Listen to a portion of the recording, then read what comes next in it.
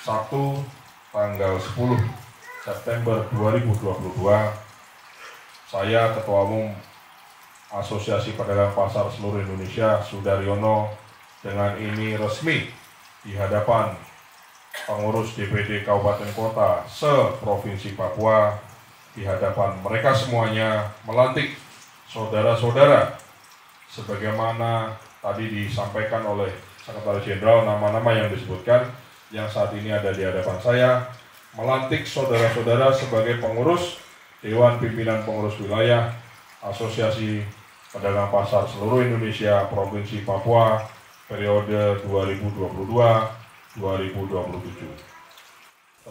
Ketua Umum Asosiasi Pedagang Pasar Seluruh Indonesia APPSI Sudaryono resmi melantik pengurus APPSI Provinsi Papua masa bakti 2022 hingga 2027 di Entrop, Kota Jayapura pada Sabtu 10 September 2022. Kegiatan dihadiri pengurus provinsi dan beberapa kabupaten turut mewarnai prosesi pelantikan pengurus APPSI Provinsi Papua masa bakti 2022-2027. Pelantikan pengurus APPSI Provinsi Papua ditandai penyerahan petaka dari Ketua Umum APPSI kepada Ketua APPSI Papua Erdi Dabi. Ketua Umum APPSI Provinsi Papua Erdi Dabi mengatakan, pasca pelantikan pengurus APPSI Papua, pihaknya segera melakukan konsolidasi organisasi untuk membentuk APPSI di 29 kabupaten dan kota di Papua, sekaligus siap menggelar musda APPSI dalam waktu dekat. Erdi menerangkan bahwa pihaknya berupaya ikut memperjuangkan dan mengawasi agar harga barang kebutuhan pokok di Papua tak beda dengan di daerah-daerah lain di Indonesia. Mengingat pemerintah telah menetapkan harga dasar barang kebutuhan pokok, namun ada oknum tertentu yang sewenang-wenang yang selalu bermain harga sehingga harga barang menjadi naik. Seluruh Indonesia melaksanakan musyawarah wilayah asosiasi yang sudah dilaksanakan sejak kemarin, dan hari ini saya musyawarah wilayah sudah selesai, kemudian hari ini saya melantik jadi muswil dan sekaligus pelantikan, dan alhamdulillah kita sudah mendapatkan ketua baru, beliau yang akan memimpin APSI di Papua.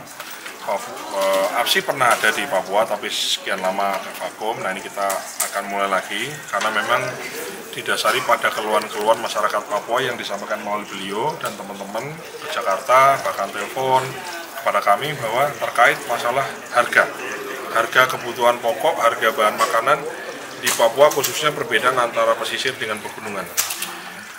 Memang setelah kami mendapatkan laporan-laporan itu, kami telah lebih jauh, ternyata memang ya harganya sangat amat jauh sekali ya. Jadi mungkin bagi sebagian besar orang yang khususnya tidak pernah ke Papua tidak bisa membayangkan kenapa harga 50 kilo beras di pegunungan itu bisa sampai 1 juta lebih gitu.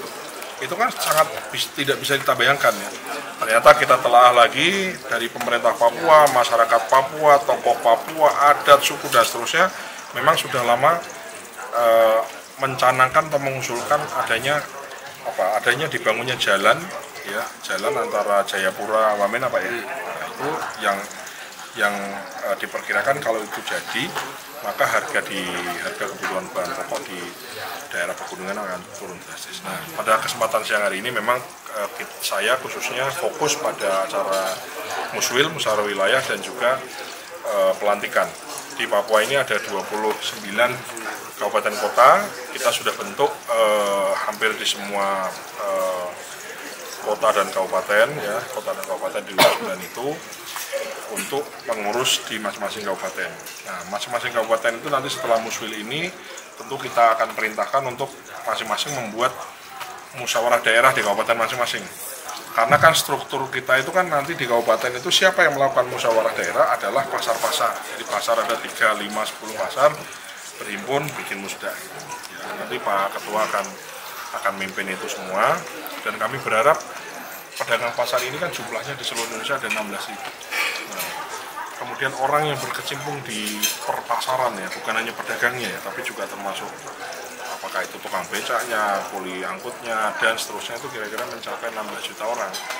Dan ini menurut saya suatu kekuatan yang besar, termasuk juga perannya dalam perekonomian Indonesia ini kan besar ya. orang selalu mengatakan supermarket dan mall, tapi pada kenyataannya semua itu berasal di pasar tradisional. Baju yang kita pakai, buah yang kita makan, makanan yang kita makan, daging dan ayam yang kita makan tuh semuanya bersumber dari pasar tradisional dulu, baru nanti ada di mall dan ada supermarket. Jadi kami sangat eager lah untuk memperjuangkan ini, kira-kira gitu. Ketua Asosiasi Pedagang Pasar Seluruh Indonesia (APPSI) Provinsi Papua menuturkan selama ini distribusi barang kebutuhan pokok hanya menggunakan transportasi udara dan mahal. Hal ini membuat harga menjadi lebih tinggi dan mengalami kelangkaan. Sehingga melalui APPSI, pihaknya akan berupaya untuk mendorong pemerintah daerah dan pemerintah pusat, dalam hal ini Kementerian Pekerjaan Umum dan Perumahan Rakyat (PUPR) untuk menyelesaikan pembangunan Jalan Trans Jayapura Wamena yang belum rampung saat ini.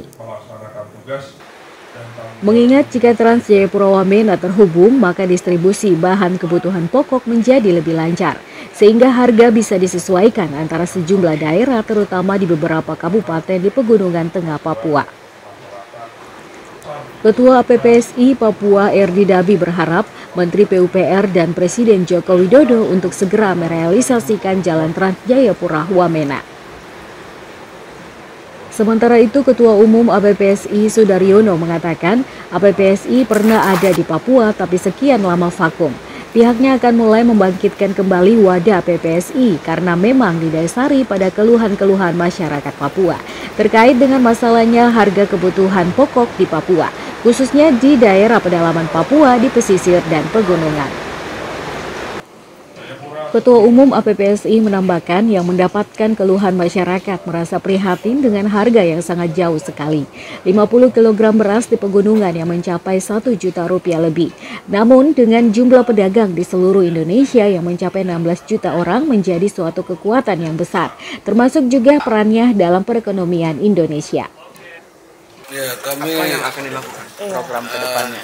Saya ucapkan terima kasih kepada seluruh masyarakat dan Papua yang selalu mendukung dan mendoakan agar bagaimana harga barang yang ada di Papua ini bisa sama dengan daerah-daerah teman-teman yang lain.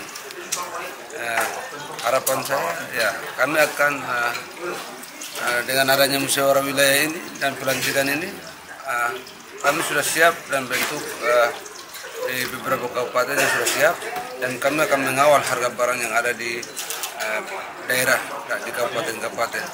Harga barang itu kami akan kritik juga kepada pemerintah yang akan bermain dengan harga-harga yang sudah ditetapkan.